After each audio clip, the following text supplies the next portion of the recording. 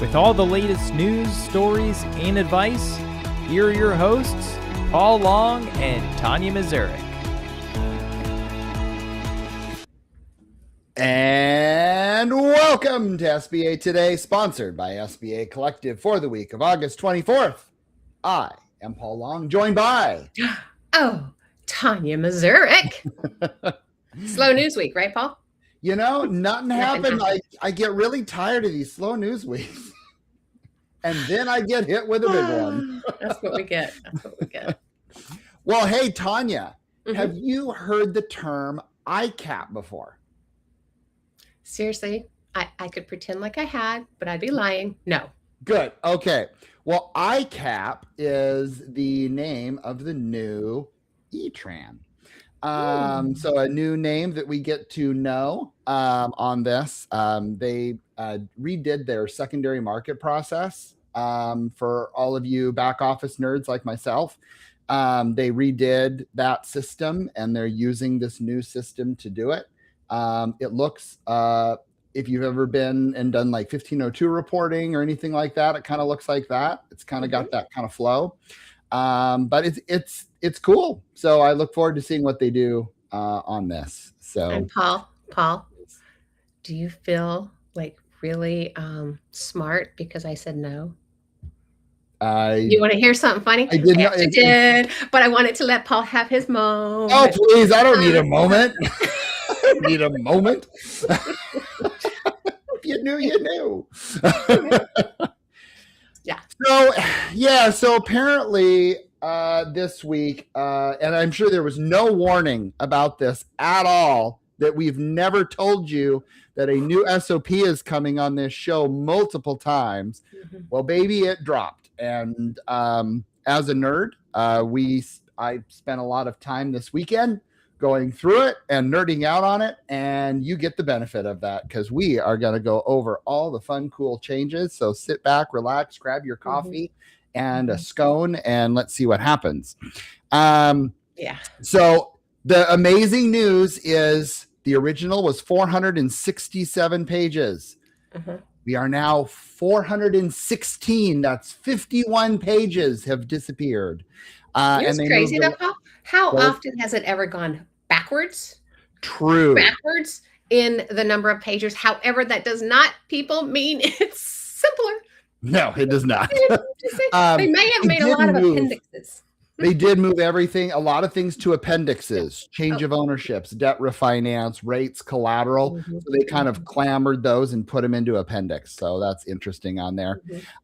So also keep in mind that this starts October 1st. It is August 25th. You're like, August, September, October. I got all the time in the world. Wrong-o, bucko. You know you don't. You have 30 days to get your E-Tran authorization, or you are subject to these rules. You know what's crazy? What? They really could extend that out. If you think about it, like if they're going to change big rules like this, but they won't. No, because why not have everybody scramble between now and then? Because you know this is what's happening amongst everyone, that they're scrambling with things that no longer is going to be eligible come October 1st. What? We won't have. No, everyone's going to follow the rules and be like, sorry, right? Well, let's dig into this. Tanya, start us out. Yeah, Mark loan. Okay. Paul puts in his notes. Here is what Paul found. So I'm going to say, here is what Paul found, because Paul spent the entire weekend line by line. His wife was like, come eat. He's like, no, I must do this. No, anyway. Must SOP. Okay. The Mark loan line is here to stay. No kidding. Okay. It's been around for a minute, guys. It's just now currently in the actual SOP. I actually think with this, it's kind of like saying buying a business and operating a business are two different funding needs. Well, no kidding. We've all seen somebody buy a perfectly good company, right? And then struggle 6 months later because what happens? Oh, the HVAC broke, the inventory grew, payroll hit, didn't have money for all that. And there's no room to breathe. Working capital isn't the afterthought, really. Right. It's part of whether the acquisition survives. The other thing, though, I still have a concern with this, Paul, because I still have asked so many people and so many still are not participating in the mark. Correct. So great, it's there, but people need to start actually participating in it. Anyway, nothing added. I agree with you. Nothing added about the working capital pilot program. Still the pilot program. New in Chapter 3, manufacturing, NAICS codes 3133. That's been around. Wholesale, NAICS 42, except for automobile and other motor vehicle merchant wholesalers or wholesale trade agents and brokers.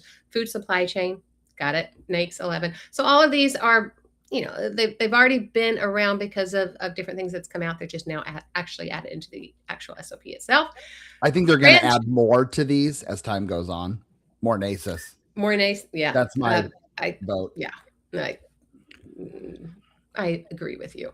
Franchise, if they're not on the directory, no loan. Now, doesn't this remind you, doesn't this just sound like we're going back to the 50-10-6? Yeah. Because it was the same daggum thing back then, and then they just took it away. Anyway, remember some franchises have multiple agreements, so make sure one or more are on the list. I wanted to ask you about this, Paul. Let's say it's like Auntie Anne's Pretzels or Jamba Juice, right? Right. So let's say they're under the same umbrella, the same franchisor. What if Auntie Anne's is on there, but not Jamba Juice? No Jamba Juice for you. Well, then why does it say one or the other? I'm sorry, one or more. So if you have multiple brands, then you must have, everyone must be on there. So if in this case, I was like, huh? Like we just did a Jamba Juice and Auntie Anne's Pretzels combined in one location. Oh, got it. So we had to make sure that both were on the list. Okay. On there. That makes, so it just that makes more sense. I was if one's not, and trust me, if one's on there and it's under the same mothership, the other one's on there. Good. But you got to check. Gotta check. Like I said, it just takes me back to 50-10-6. Eligible expenses related to education, advisory services, or fees paid by the applicant to an agent are not eligible prepaid expenses and are not considered equity. I mean, what do you think is going to happen? They're just going to start adding them into the loan. They're going to be using their prepaid for different things, but it's just how you're divvying it up. Recognize that in advance, don't you think, Paul? Well, I've had people say, hey, I've had this advisor help me. Can we add this into the loan, etc.? My answer has always been no, but it's been clarified in this SOP. Exactly. That's a lot of what the SOP has actually gone and done, people. Okay, major. Want to refinance debt used for changes of ownership? This is really big, actually. Big. It's gone from 24 months to 36 months. So, meaning if the seller has carried a note for any length of time and you've gotten a loan on it, that seller now has to carry that note minimum, they have to carry the note minimum 3 years. You cannot refinance that debt for 3 years versus 2 years, which is what it was previously. Which is a big deal. You guys better be like making sure that when you go to the seller notes negotiation table, slowly decline. Oh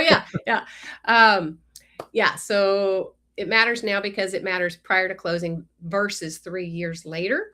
Let's see here. Merchant cash advance. They moved this a little bit. So payment agreements. Merchant cash advances are only eligible for refinancing if the original agreement has been converted to a term loan. No, that's one part. In advance, mind you, has amortized for at least 24 months. 2 years. But then also you have the line period, so it's actually longer than 24 months. Ooh. Okay, keep going. Good point. And no additional agreements have been implemented since the conversion of the prior agreements. Interesting. That is going to kill most deals. Boom. But it sounds like we're giving more leeway there, Paul, though. And you know what? They got pressure. You know damn well they did. Well, they got pressure, but yes, it's changed. And is it? Yep. True. Okay. If sales-based repayment agreement is still active, it is not eligible for refinancing. Factoring agreements still not eligible for refinance, and notes being refinanced, and security agreements. Anyway, make sure you get both of those for your file. Yeah. So let's talk Crazy. business acquisitions. This is the big one. dude. Okay. Here we go. Breathe. I know, right? What's interesting is the first paragraph in this appendix states, given the change of ownership transactions have grown to be amongst the largest category of 7A lending. I think we all knew it, but we never really saw it in writing. Yeah. Clear guidance is provided through this appendix. All right. So let's go. Number 1, quality of earnings, QOE, is $3 million purchase price, not loan amount, purchase price. So now we're going to have the home of the $2,999,999 business for sale. Yep. Count my words, you'll see that.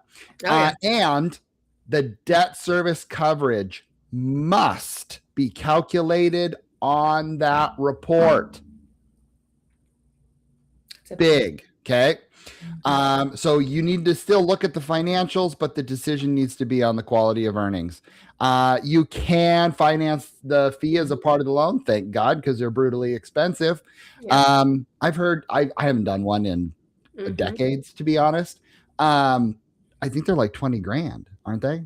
On a side note, really pricey. One of my previous loans this year had one, and well, and it needs to be ordered by the bank, people. It's not like you can have one that you order prior. Correct. Definitely bring that guy up because here's what I think is going to happen, right? Because this is going to add to what we always tell businesses in general, Paul, right? We always tell them you need to get your books in order well in advance of when you're selling them. This is kind of going along with that because agreed. Your numbers got to match, man. Anyway, keep going. Sorry. Seller earnouts, buyer rebates, they made a little bit of changes. Seller earnouts are prohibited. That's not shocking to anybody. However, this is new. Buyer rebates based on business performance are allowed because it benefits the borrower. Yay. And if the borrower receives payment based on the rebate from the seller, those proceeds must go towards the 7A acquisition loan, not anything else. So does that mean to me, if I have a seller note and if I don't hit it, it goes away? Or drops or whatever. It doesn't go away. It needs to go towards the loan. So this is something I have additional questions on when we do the call.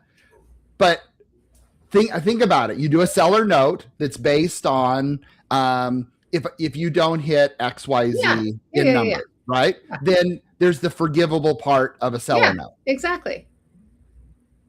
Reread this. So the way I was reading this, though, is yes, if the buyer is getting actual cash back in some respect with borrower receives not. Oh, you that's win. How I read win. No, thank God. That's why we do this because I'm. That is correct, and you get to watch as this goes on because today there's the SBA call. Nagel's having one. All this, but again, I like to jump ahead.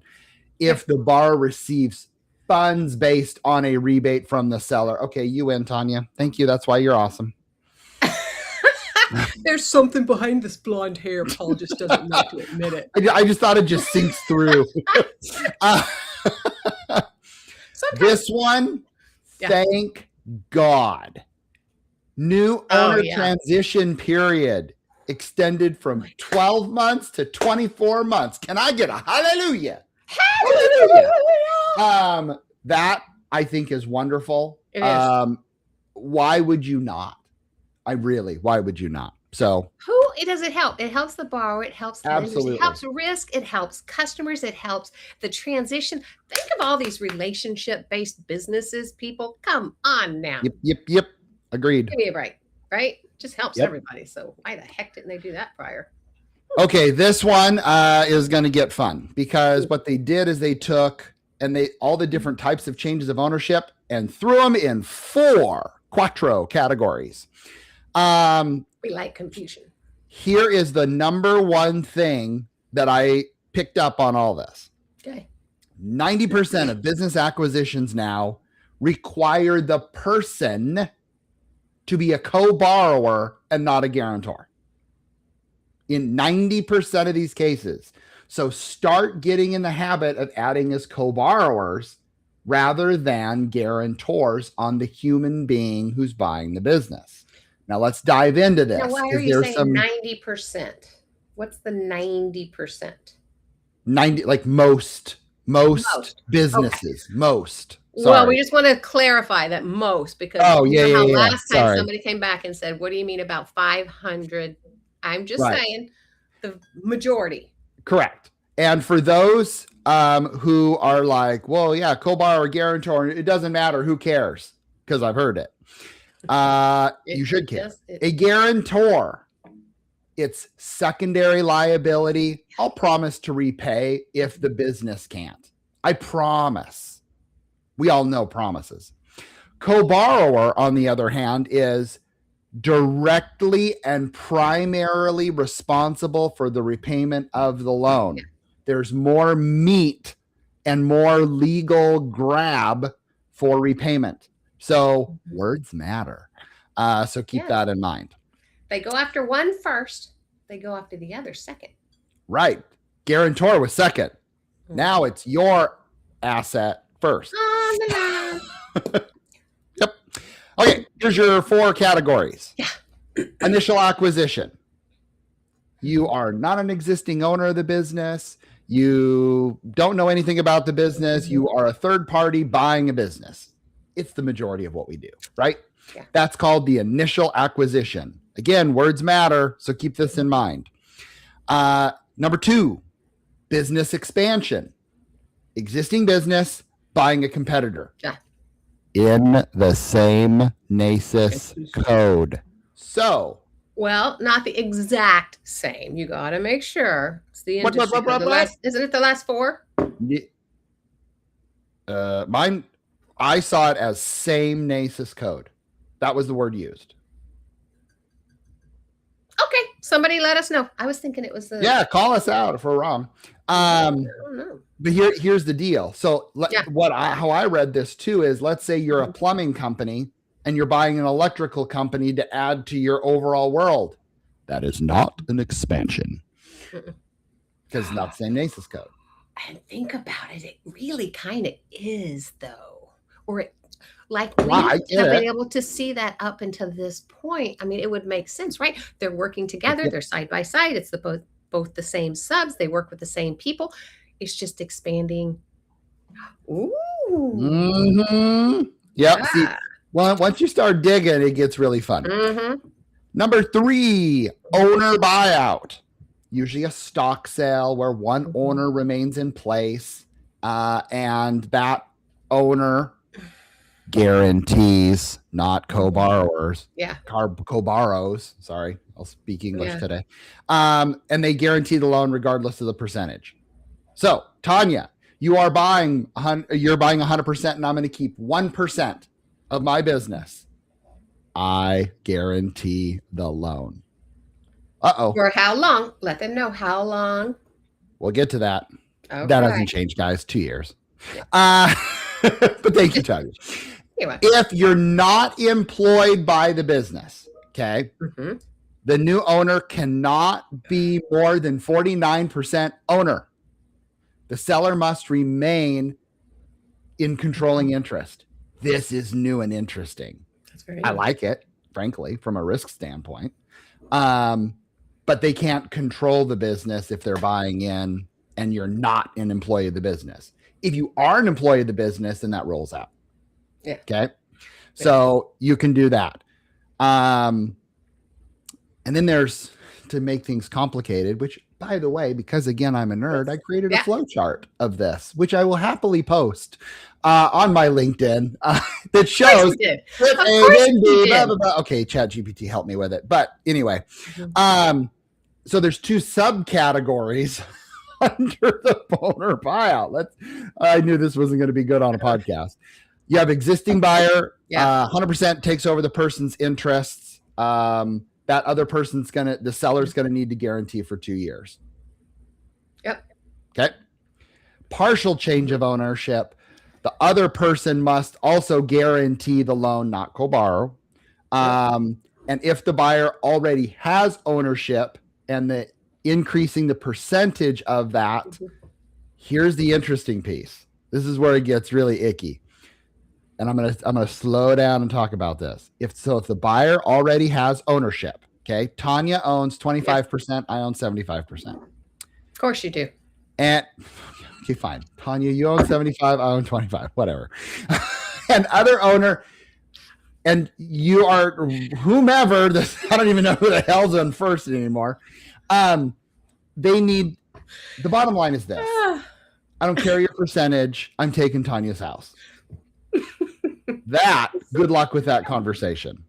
Yeah. And of course, we talk also about multi-step partial changes of ownerships not being eligible, blah, blah, blah. We talked about that. And then number 4, because we're not going to go in today, because that could be like 12 podcasts. And that is ESOPs and co-ops. I'm not going over those. It's like less than 1% if we actually do this. The SOP, hey, Shem. The SOP does now include the parentheses 4-digit. Oh, okay. Thanks, Shem. You win, laser eyes. I told you. I was like, okay. That's always 4 digits, dude. Thank you, Shem, for making me right again. Totally messing. It's because he got to that. It's because he wasn't drinking enough coffee while he was reading page by page, 417 pages. Right, and I made an error. Get over it. Oops. All right, Tanya, this one you were griping at when we first started. Oh, wait, which? Oh, ha! Yes, I was. Oh my God, y'all. Yes. And I've got some numbers for you, right? Commercial real estate and business acquisition, big changes. I mean, this is big changes, both for us lenders, for risk, for SBA, as well as specifically for you borrowers out there, right? No more of the days of, at least it's 51% commercial real estate, so I can make the entire deal 25 years. Yeah, nope, not anymore. Yeah, the big okay, it sounds technical until you turn it into a payment. Same purchase price, same business, but if more of the acquisition is effectively sitting on a 10-year allocation instead of writing a 25-year term, it changes it big time. Annual debt service can look very different. Borrowers won't fill the SOP page number, they'll fill the payment. And I did some numbers because I just want everybody to really pick up on what this exactly means, right? So if you have a $5 million SBA loan, and I didn't do exactly 51%, but let's say $2,750,000 of it, more than 51% or more, right, is commercial real estate. The other $2,250,000 is actually the business acquisition itself, right? Previously, we could do the entire loan amount at 25 years. So let's say it's an 8.25% interest rate at $5 million over 25 years. That payment, guys, would be $39,422, right? Oh, no. The way we have to do it now is you got to split those up. You can either split them up into 2 separate loans, of which the CRE would be, a 25-year, and that would be a payment of $17,718. The Business Act piece would be $24,979 for a total of $52,697. Now, if you went and did it the other direction that they give us the opportunity to do, which is full-time, all the time, we got to blend it, right? If we're going to go the blended rate, that'd be 18 years, and that payment would be $44,507. So this is a difference, people, for our borrowers and for that bottom line debt service coverage ratio number that we're all looking at that now changes automatically just because of this rule when you think about it, right? And that's that could be like a $13,275 difference just because of the different way that we have to potentially structure it. That's a big deal because a loan that maybe was okay there when it came to the debt service coverage ratio might now not qualify because of the change in this. So that's a really big deal. Well, it better be a dadgum good business, whatever. Yeah. Anyway, cash flow, baby. Yeah, cash flow. Yeah, that's a Lenders big need one. to look at the equity based on project cost. That's everything that goes into the business. I thought we always did. Equity. Well, you external- think you always do until you hear people that do it on the loan. And then I'm like, what? Are you kidding me? I hear it all the time from other institutions. I'm like, the project cost. Well, maybe, okay. So maybe that's, maybe if that's how, if it's not the eligibility piece that it used to be, right? Of doing it on the Mhm. project cost, and maybe they're just adding equity. Fine. You can do that on whatever you want to. If it's just the bank, Yeah, totally. add equity, that's not SBA, but SBA was always very specific on project cost. Just saying. All right. Project cost. Equity, external capital. So for transactions involving external capital coming in, the lender must underwrite and review the terms of all other debt and equity investments for purposes of change of ownership. Any transaction not involved an owner receiving shares in the business in exchange for cash or other contributions would be considered equity investments. Okay, got it. Example, investor A. Investor A comes in, gives the company $500,000 and receives 20% ownership. Got it. We all understand this is considered equity investment. An owner contributes equipment worth $100,000 and receives additional shares. This is also equity investment. All right. Clarification. Yep. Clarification is good.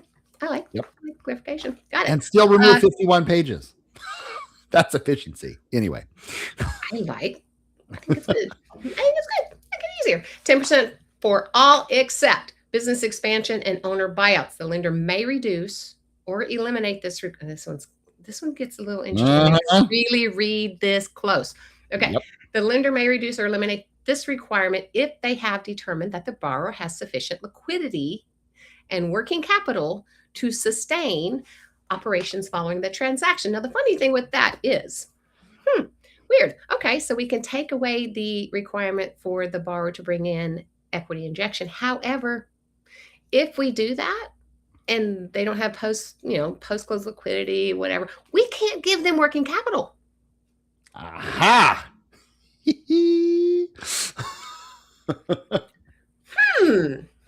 you love how some of these let's see. So I wouldn't describe 8.1 as simply tougher. It's strong existing business may actually have more flexibility than a first-time buyer. And I like the logic of preserving liquidity when the borrower can support it, but leaving cash in the leaving cash in the company is safer than forcing every available dollar into the closing just to say we met the injection number. Well, yes, that's true. But again, know what you're getting into when it comes to that, because I think prior we were able to give the working capital, then we'd have the post-close liquidity. Some would even see the working capital as post-close liquidity, just dependent upon the institution themselves. So this is just getting a little bit more nuanced, I think. When eliminating the equity requirement, lender cannot include permanent working capital. Got that. 7A term loan request within 90 days. Okay, so that's something too. So I guess after 90 days, you can go back and take a peek at it, but within 90 days, you cannot. Any working capital necessary to support the transaction must come from existing cash or a line of credit. Maybe the mark that nobody seems to be doing. Just saying. You keep having an opinion. Okay, everything that we say on here is an opinion. Yeah, good point. Just FYI. To qualify, let's see here. Anyway, enough of that one. You go on equity because I think this is. Now, sources of equity. Cash, personal loans, got to have the outside payment. That's in there. Grants. You really don't have, if they can't have any sort of repayment or clawbacks during the term of the loan. Interesting. Yeah, I know. And that whole, remember, 5% to get your 10, that actually still is in play. But the debt has to be on full standby, which don't know a lot of people that can do that. But at least it's now 10 years rather than 25. But those payments can accrue interest and just not have payments. This one gets, a little detail on this one, yet really important. Non-controlling minority equity investments. Okay. I'm going to give you a bunch of money for 2%. Okay. To be considered eligible equity, The investment may not be subject to any agreement to repay or make distributions to recover. Aha. This is Mr. Wonderful stuff. To qualify as a non-controlling minority equity investor, the investor must have less than 20% equity in and no control over the operating business. Okay. Distributions to that investor are not made solely on the purpose of are not made solely for the purpose of satisfying the investor's tax obligation. And they're not there. Yeah. Attributable to the business's income are prohibited until this is a podcast. I've already lost you. I guarantee it. So Well, read this section, because when you have these little third parties that come in, you really have to understand this section. So please look at the equity section when it comes to that. so you mean we can't call something equity and then structure it, Right. So the cash starts getting sucked back out as soon as. And as we can, What about preferred stock options now, Paul? I don't remember. Because remember, preferred stock options, that was the same thing. It was equity without ownership, but they were yeah, you can't do that, can you? Well, you could.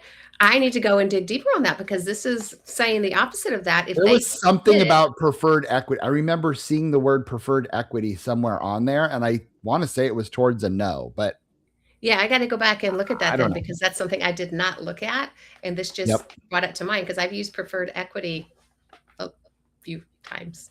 Got it. Yeah. Anyway. All right. Final section. Hang on. Yeah, we're at 31 minutes, but a lot of good stuff. Underwriting clarifications. This is very clear that we must talk about the principal's involvement on the daily on-site management of the business. How are they going to do daily operations? If they're not, we need to understand if there's a management agreement. Okay. Yeah. Common sense says we put that, but it's now written that we do that. Okay. I wonder why. How many people didn't use common sense? Just saying. What? Stop. This one I thought was interesting, and I had to read it like 5 or 6 times to make sure that I got it right. We also need to start asking for, if you don't already, the P&L and balance sheet for the last tax year. Yeah, I do. Oh, I got a tax return. I'm good. No, you need to have your interim, because you don't have a tax return, and you need a P&L and balance sheet from the previous year that you have a tax return on, because you need to check to see how far off they are. And finally, debt service coverage. You all heard it, and now here it is. This is big, and I really think is going to kill some deals, which I think which I think is okay. But to qualify, either the last fiscal year end, aka tax return, or last full year, or an average of the last 2 years in statements on a historical or adjusted basis. So 1.25 is the magical number. Okay. Unless you're a business expansion, which is 1.15, which actually makes sense. Okay. So really, gone are the days of projection-based business acquisitions. But it doesn't exactly mean, guys, that projections aren't important. We're still going to look at projections. We still need the projections, just can't really underwrite to the projections. Correct. We now have to put the debt service coverage and global into the SBA system, aka ETRAN, ICAP, whatever you'd like to call it. Global still remains 1-1, but they made it very clear any required draws or payments need to be inside of that. And they clarified, when you do projections and you don't have assumptions, but you don't have projections, because how I can make up numbers too, just like the best of you. That should have been always. Agreed, but they clarified you must talk about the adjustments in the cash flow. And if you don't have lender supporting analysis, you are SOL. And we're not saying legitimate ad backs disappeared, guys. Legitimate ad backs haven't. We just have proved them now. Tell the story. Exactly. And then just as a friendly reminder, regardless of dollar amount you must have projections on a business acquisition. I don't care if it's for $100,000. You got to have it. 100%. Was that fun, everybody? I know, exciting. And you're going to sit on a couple other calls, I'm sure, this week. And so we'll come back with more information or further clarifying. There'll probably be a ton of different interpretations out there. We are not saying we are correct. We're just putting it out there what it is, throwing our little opinions. Yeah, because we got Shem out there double checking me. Thanks, buddy. I love it, laser eyes.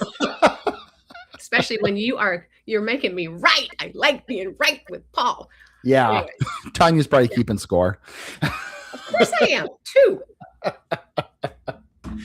All right. 2, baby. I'm kidding. All right, guys. Yeah. We're here every other Tuesday morning, unless there's something big, and sometimes not even then, because we got vacations and things to do. We got people to see. We have a life, people. Yeah, we have a life outside. Anyway, go back and check out any of our past episodes if you would like to see what else we've got out there on any of the platforms where you get your podcast. Watch us at your convenience, because we are also not only live but taped as well. Go check out Paul or my personal LinkedIn pages and offer suggestions. Connect with us. We love to hear what your ideas are out there so that we can actually bring them to the show the following time. And guys, we know that you've got plenty of things you could be doing today. Other places you could be getting your information as far as this new SOP, but we're glad you're here. So talk at you later. See you in a couple weeks.